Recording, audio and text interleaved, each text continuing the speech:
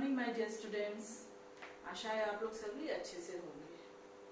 आज हम लोग चैप्टर 3 सही जगह उस चैप्टर का एक्सप्लेनेशन पार्ट हमारा हो चुका है।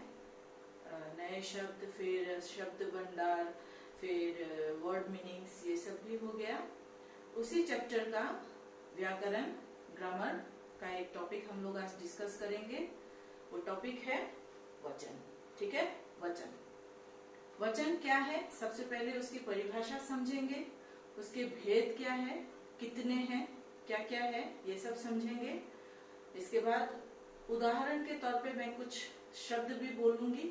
आप लोग थोड़ा अच्छे से इस एक्सप्लेनेशन वीडियो को सुनना और समझने की कोशिश करना। ठीक है, तो शुरू करते हैं आज का हिंदी क्लासेस। Page number 8। ठीक है, आप लोग पेज नंबर 8 निकालिए। वहां पे आप लोगों का व्याकरण टॉपिक वचन, ठीक है, उसको हम लोग आज समझेंगे। मैंने लर्निंग ऑब्जेक्टिव्स लिख दिया है। आज का लर्निंग ऑब्जेक्टिव्स क्या है? वचन के ऊपर लर्निंग ऑब्जेक्टिव्स क्या है? वचन की परिभाषा एवं भेद की जानकारी प्राप्त करना। ठीक है, आज का लर्निंग ऑब्जेक्टिव्स यानी कि आज का हमारा उद्देश्य क्या है? वचन को समझना, वचन क्या है उसकी परिभाषा को समझना और उसके कितने भेद हैं, कौन कौन से हैं, वो समझना। ठीक है, परिभाषा वचन शब्द के जिस रूप से हमें एक या अनेक होने का पता चलता है उसे वचन कहते हैं। ठीक है, शब्द के जिस रूप से एक या अनेक होने का पता चलता है, ठीक है, उसे हम कहते हैं वचन। अब जैसे चांद, तारे, कहानियां आदि। ठीक है, अगर मैंने हाथ में एक ही कलम पकड़ा है, ठीक है, अभी मैंने हाथ में कितने कलम पकड़ा है? फिलहाल मेरे हाथ में सिर्फ एक ही है। जैसे ही मैंने कई सारे कलम हाथ में ले लिया तो फिर ये क्या हुआ? कलमे। तो ये क्या होगा? एक वचन। ये क्या हो गया? बहुवचन। यहाँ पे वचन के कितने भेद हैं? ठीक है, दूसरा जो टॉपिक है वचन के कितने भेद हैं, यानी कि आज हमारा उद्देश्य क्या है? लर्निंग ऑब्जेक्टिव्स में भेद और परिभाषा समझेंगे। तो परिभाषा हमने जाना एक और अनेक शब्दों का बोध कराना। जिन शब्दों के रूप से हमें एक या अनेक होने का पता चलता है उसे वचन कहते हैं। अब वचन कितने प्रकार के हैं? वचन 2 प्रकार के हैं। वचन के कितने भेद हैं? वचन के 2 भेद हैं। एक कौन सा है? एक वचन, दूसरा बहुवचन। ठीक है, पहला भेद क्या है? एक वचन, दूसरा बहुवचन। तो अगर मैंने ये एक हाथ में एक ही कलम पकड़ा और दूसरे हाथ में कई सारे कलम पकड़ा तो उसको क्या कहेंगे? ये एक वचन, ये बहुवचन। ये हो गया कलम, ये हो गया कलमे।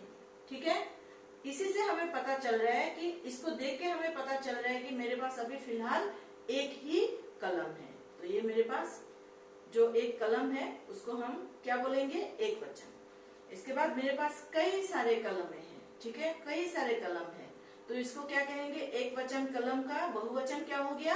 कलमे। ठीक है, ठीक उसी तरह से अगर आपके पास एक ही किताब है, हिंदी का एक ही किताब है, ठीक है, और दूसरा तो कोई किताब है ही नहीं, पर आप लोगों ने देखा होगा इंग्लिश का कई सारा किताबें हैं। जैसे इंग्लिश का टेक्स्ट बुक हो गया, वर्ड बुक हो गया, हैंडराइटिंग का बुक हो गया, तो उसे क्या कहते हैं?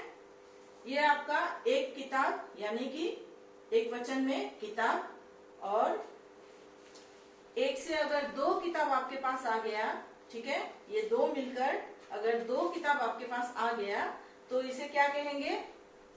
क्या कहेंगे? बोलिए। वचन, एक वचन का एक किताब। जैसे ही मेरे पास 2 किताब आ गया उसको क्या बोलेंगे? बहुवचन में किताबें।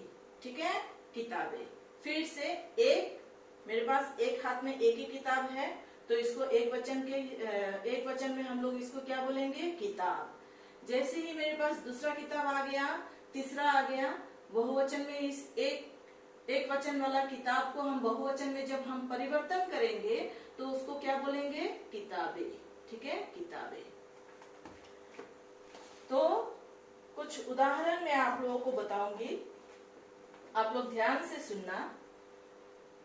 बच्चा, ठीक है, मान लो मेरे सामने एक ही बच्चा खड़ा है, ठीक है, और थोड़ी दूर जाकर हमने क्या देखा? कई सारे बच्चे खेल रहे हैं। तो बच्चा एक वचन, बच्चे बहुवचन। ठीक है, घर के अंदर एक ही बच्चा है। जैसे ही मैंने देखा, बाहर निकलकर देखा कि एक नहीं 2-3 बच्चे खेल रहे हैं, तो एक वचन वाला बच्चा बच्चा ही हुआ एक वचन। बहुवचन में हम उसको अगर परिवर्तन करते हैं तो उसको क्या बोलेंगे? बच्चा का बच्चे। ठीक है, इसके बाद वस्तु, अगर मेरे पास एक ही वस्तु है, ये वस्तु एक ही है, फिलहाल मेरे पास ये एक ही वस्तु है, तो एक वचन में क्या आएगा? वस्तु। और इस तरह से मेरे पास कई सारे अगर आ जाते हैं, ये डस्टर जो है मेरे पास एक से ज्यादा अगर 3, 4, 5 मेरे पास आ जाते हैं तो क्या होगा? वस्तु एक वचन। बहुवचन में क्या होगा? वस्तु, वस्तुएं। वस्तु एक वचन, वस्तुएं बहुवचन। ठीक है, इस तरह से एक चीज को, एक ही वस्तु को, एक ही जो हम लोग दिख रहे, हमारे सामने जो दिखता है एक, उसे हम एक वचन के रूप में देखेंगे। जैसे ही उसी चीज को हमने कई एक के साथ, एक के बदले 2-3 या फिर 4-5 देखा तो उसको हम क्या कहेंगे? बहुवचन। एक और अनेक, एक और अनेक होने के रूप को, ठीक है, शब्द के जिस रूप, एक और एक से अनेक होने के रूप को हम लोग वचन कहते हैं। हमें पता चल जाता है कि ये एक वचन है कि नहीं या बहुवचन है कि नहीं। ठीक है, एक वचन से बहुवचन बदलना, बहुवचन से एक वचन में लाना, ये कुछ उदाहरण, कुछ नए शब्द मैं नेक्स्ट क्लास में दूंगी। नेक्स्ट क्लास में आप लोगों को वो समझा दूंगी। इसके बाद वचन के कितने भेद हैं? आज हमने एक वचन और बहुवचन, ये दो ही भेद हमने सीखा, हमने जाना।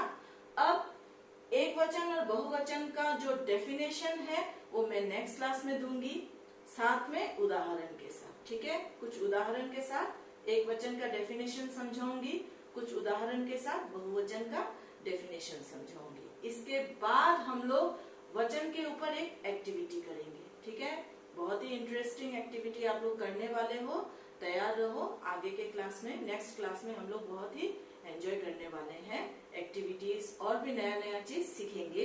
इस वचन में, ग्रामर में क्या क्या और नया चीज है सीखने लायक, हम लोग उसको नेक्स्ट एक के बाद एक क्लास में हम लोग डिस्कस करेंगे।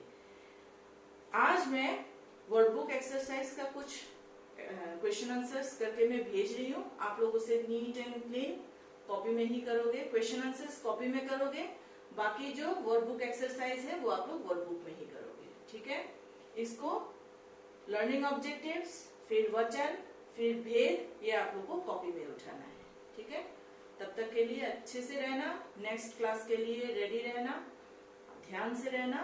Take care, thank you.